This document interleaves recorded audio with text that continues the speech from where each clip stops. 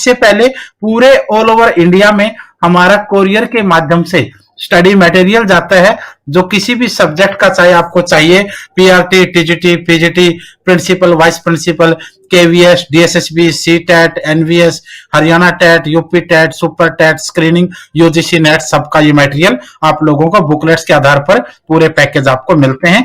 आप कोरियर से अपने पूरे के पूरे भारत में कहीं भी मंगवा सकते हैं, इस नंबर पर कॉल या व्हाट्सएप पे अपने मैसेज को करके। आइए शुरू करते हैं। सबसे पहले जब बात आप सैयद वंश की करते हो तो सैयद वंश तुगलक वंश के बाद आया, और तुगलक वंश के जो आखिरी राजा थे वो ज्यादा शक्तिशाली नहीं रहे। फिरोज शाह तुगलक के बाद धीरे धीरे करके तुगलक वंश कमजोर होता गया।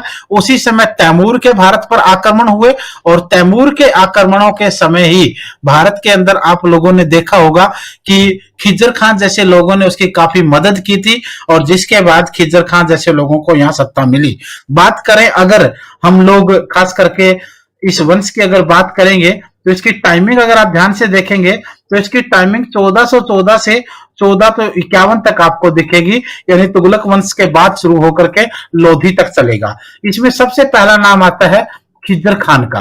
ये वही व्यक्ति था जिसने तैमूर ने जब आक्रमण किया तो उसका समर्थन किया था और उसका सहयोग भी किया था भारत के अंदर लूटपाट और आतंक मचाने के लिए, और तैमूर ने भी जाते जाते इसको राज्य भी सौंपा था।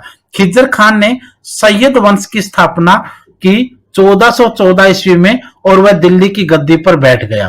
यानी 1414 ईस्वी में खिज्जर खान दिल्ली की गद्दी पर बैठा और उसने सैयद वंश की स्थापना इस समय की थी। तैमूर ने भारत में बहुत से प्रदेश जीते थे और उनका प्रशासक खिज्जर खान को उसको नियुक्त कर दिया था, क्योंकि खिज्जर खान ने उसकी मदद की थी। बहुत ज्यादा कत्लेआम भारत में तैमूर ने मचाया था, और उसके बाद ये हालात पैदा हुए, क्योंकि खिज्जर खान ही वो इंसान था जिसने तैमूर के भारत पर आक्रमण को सहयोग और समर्थन दिया था, जिसकी वजह से तैमूर ने भारत में कत्लेआम मचाया। दिल्ली के अंदर कहते हैं कि 7 दिन तक वो दिल्ली में रुका।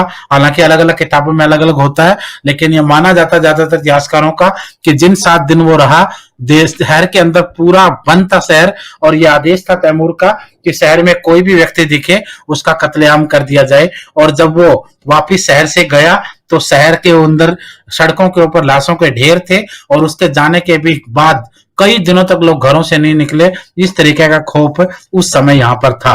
तो ये सिचुएशन आप लोगों ने यहाँ देखी। उसके बाद खिज्जर खान ने सुल्तान की उपाधि धारण नहीं करी। खिज्जर खान ने सुल्तान की उपाधि धारण नहीं करी, वह रैयत ए आला की उपाधि से संतुष्ट था। क्यों? क्योंकि वह किसके साम्राज्य को संभाल रहा था? तैमूर के साम्राज्य को, और तैमूर ने अपना जो साम्राज्य उसको दिया था वो उसके साम्राज्य को संभाल रहा था। तो इसलिए सुल्तान तो कौन था? सुल्तान तो उस समय भी तैमूर को ही माना गया था, लेकिन सुल्तान के पद ना लेकर के उसने खिज्जर खान ने सुल्तान के पद को छोड़ दिया, क्योंकि सुल्तान वो उस समय भी तैमूर को मानता था, और उसने रैयत ए आला एक प्रकार से रखवाले के रूप में वो तैमूर के जीते हुए प्रदेशों को संभाल रहा था। तो ये याद रखना कि किसने कोई दिल्ली सल्तनत के अंदर किस व्यक्ति ने सबसे पहले सुल्तान के पद को ना लेकर के रैयत आला का पद लिया। आपका आंसर यहाँ खिज्जर खान होगा। इस समय दिल्ली की हालत बहुत खराब थी, सिक्के लगभग समाप्त हो चुके थे, क्योंकि तैमूर के लूटपाट से यहाँ पर कुछ भी नहीं बचा था। इस समय खुतबा जो है वो तैमूर के नाम से पढ़ा जाता था, और बाद में उसके उत्तराधिकारी शाहरुख के नाम से, क्योंकि जब तैमूर की मृत्यु हुई तो तैमूर की मृत्यु के बाद उसका उत्तराधिकारी शाहरुख बना। तो पहले ये तैमूर के नाम से होता था सारा राज्य संचालन, बाद में शाहरुख के नाम से। तो ये भी आप लोगों को याद रखना। सैयद वंश में खुतबा पहले किसके नाम पढ़ा गया? तैमूर के, और फिर किसके नाम पढ़ा गया? शाहरुख के नाम। खिज्जर खान के 3 उत्तराधिकारी रहे हैं। हालांकि खिज्जर खान के बाद राज्य जो है वो इतना मजबूती से नहीं चल पाया, लेकिन उत्तराधिकारी उसके 3 रहे। पहला उत्तराधिकारी था उसका मुबारक शाह, दूसरा था मोहम्मद शाह, और तीसरा था आलम शाह। ये खिज्जर खान के बाद 3 उत्तराधिकारियों ने सैयद वंश को आगे बढ़ाया, और धीरे धीरे करके वंश लगभग समाप्त हो गया। पहली बात करें मुबारक शाह की, क्योंकि 1414 से 21 तक तो खुद खिज्जर खा रहा, और 1414 से 21 के बाद जब अगला समय आया तो वो फिर मुबारक शाह का आया। मुबारक शाह का कार्यकाल 1421 से लेकर 1433 ईस्वी तक रहा। मुबारक शाह ने अपने नाम के सिक्के चलवाए और पूर्ण रूप से वैधानिक शासक के रूप में उसने काम किया। यानी कौन से राजा ने अपने सिक्के चलाए? मुबारक शाह ने अपने नाम से, मुबारक शाह नाम के सिक्के इस समय चले थे, और मुबारक शाह के संरक्षण में रहकर याहिया बिन सरहिंदी ने तारीख ए मुबारक शाही की रचना की। तारीख ए मुबारक शाही जो है वो इसी के नाम पर लिखी गई थी, और इसको लिखने वाला था याहिया बिन सरहिंदी। यह नाम आपको याद रखना है। इसने भटिंडा व दोआब में विद्रोह को सफलतापूर्वक दबा दिया, लेकिन खोखर जाति के नेता जसरत द्वारा किए गए विद्रोह को दबाने में यह कामयाब नहीं रहा। क्वेश्चन यहां पूछा जाता है, खोखर जाति के नेता जसरत ने किसके समय विद्रोह किया था, यह याद रखना है। और दोआब का क्षेत्र तो गंगा यमुना के बीच का, आप समझ सकते हो। मुबारक शाह ने यमुना के किनारे मुबारकबाद की स्थापना की, एक नगर बसाया। मुबारक शाह ने यमुना नदी के किनारे मुबारकाबाद की स्थापना की।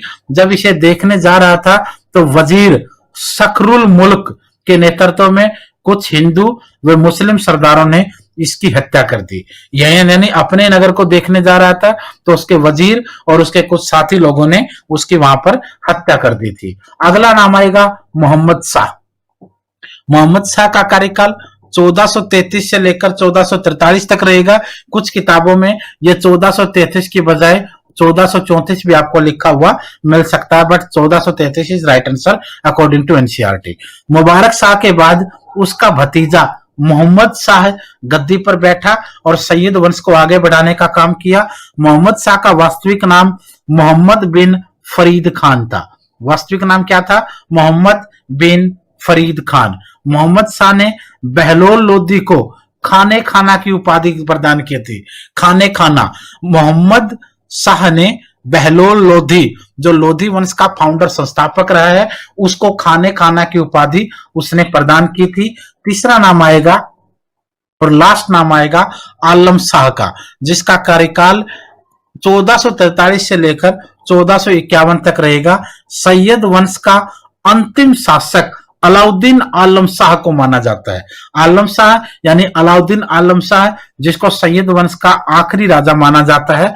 आलम शाह ने अपने वजीर हमीद खान से मतभेद होने के कारण उसे दिल्ली छोड़ के बदायूं जाना पड़ा। यानी अपने वजीर हमीद खान से मतभेद हुआ और रास्ते अलग अलग हुए। आलम शाह के वजीर हमीद ने 1451 ईस्वी में दिल्ली का राज सिंहासन बहलोल लोधी को सौंप दिया। यानी यहां भी गद्दारी जो है वो हमीद शाह की ही रही। यानी वजीर की गद्दारी से आलम शाह को भी निपटाया गया और मोहम्मद शाह को भी एक समय में निपटना पड़ा था। यानी कहने का मतलब था काफी सारे लॉजिक ऐसे मिलेंगे जब आप लोगों को वजीरों की गद्दारी की वजह से राजाओं की हत्याएं और राजाओं के सिंहासन निपटा दिए गए। सुल्तान आलम शाह की मृत्यु 1476 ईस्वी में बदायूं में हुई।